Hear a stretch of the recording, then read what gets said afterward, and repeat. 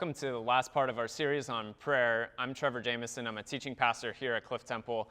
And with me again is Pastor Abraham Quinones. Thanks for being here with us today. Hey, Trevor, it's good to be back. I've really enjoyed our time together going through prayer. Absolutely. And, we've covered a lot in just a short period of time in a short number of videos. And so could you tell us, how are we going to wrap all of this up? Yeah, our hope throughout this entire series is to be able to show people different ways that prayer has functioned for the people of God. Prayer is incredibly important to how we communicate with God. It's how we communicate with God, and it's important to our relationship with God. And so one of the things we're going to dive into is different ways that communication can happen with God. Yeah, and times are changing, and we have even spoken about how before the Bible was written, people were praying and speaking to God. And even as technology is advancing, the importance of prayer doesn't change. Yeah, and so one of the things that we're going to see is because there's been so many avenues to arrive at this point of just how important prayer is, we realize that some things are going to work for some people and some things just aren't. Some people are going to enjoy being able to go on a hike and pray outdoors. Some people are going to enjoy being able to stay indoors and pray with some privacy. Some people are going to enjoy different aspects of prayer, whether it's having others pray for them or being able to go through the book of Psalms. But either way, the importance of prayer is to firstly seek God, right? And secondly, to be able to communicate with Him, to see how He is changing us and what He is doing in us. That's really well said. And as we think about this idea of prayer as this conversation of us listening to God and God also speaking to us, it heightens all the more the importance of learning to grow in this communication with God. Yeah. You've been married for a couple of years more than I have. And one of the things that we have both learned in marriage is the importance of communication and the importance of how, as we change, our communication changes. And if that's true in our marriage, it's so much more important in our communication in this relationship that we have with God. The communication that we have with Him has to change because our relationship should be growing. The relationship that I had with God when I first came to know Him and when I first believed in Him is at a smaller scale than what it is now, where I am walking with God and my communication with Him has grown more intensely. The same way that some of us have been able to grow, whether it's in the youth department or since we were children, coming to church and knowing about God, the communication level that we have now as adults should not be the same that we had when we were at a child's level. Yeah, you can say that again, that this communication takes effort. And it takes this improvement that we need to continually work on. But we're not just talking about prayer as individuals. So can you explain to us how prayer grows through us as a body? Yeah, so the impact that an overview of prayer can have on us is huge. Because what we've been able to do is to just, again, have an overview of what prayer looked like throughout the Bible and throughout a history of the people of God. And when we get to observe that together, we get to see that although prayer may be different, the same purpose remains, and that is to be shaped by God, to seek God, and to learn more about Him so that we can see what He's doing through us and in us.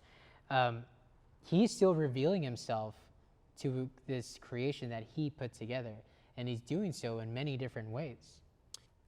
So we're Baptists, and most of us grew up with just a few ways of approaching prayer, maybe through bringing prayer requests or communal readings. Can you explain to some other ways that we can pray? Yeah, one of those is reading through a book of prayer. I know that the Psalms are a collection of prayers, but one of the things that we have access to is published records or published books of prayer from different saints, from different people who have gone through their journey with God and have collected those prayers together.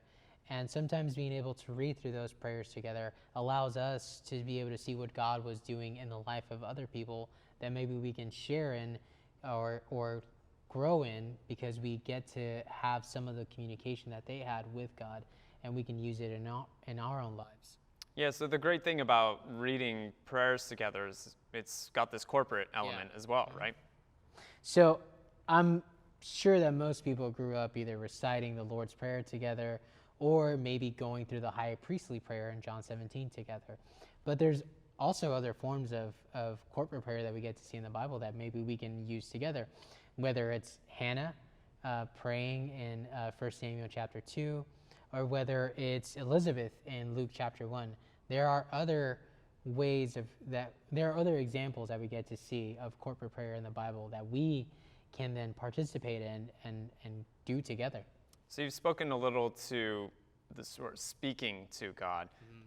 What about some people speak to listening prayer? What about that? Yeah, thank you for bringing that up, because I think one of the things we learn in communication is that it's not just about talking, but also about listening. And one of the things that we can practice as a form of prayer is meditation, which is simply the act of setting aside a time to be able to quiet down and listen to nothing more than what God is directing us to do and what He is speaking into us. Doing that is a great way to be able to center ourselves into seeking nothing more than what He has to say, and to be patient and calm and receiving what it is that He has for us. That's good. I like the way that you framed those two practices as this sort of listening to God. What's another one that we could think of?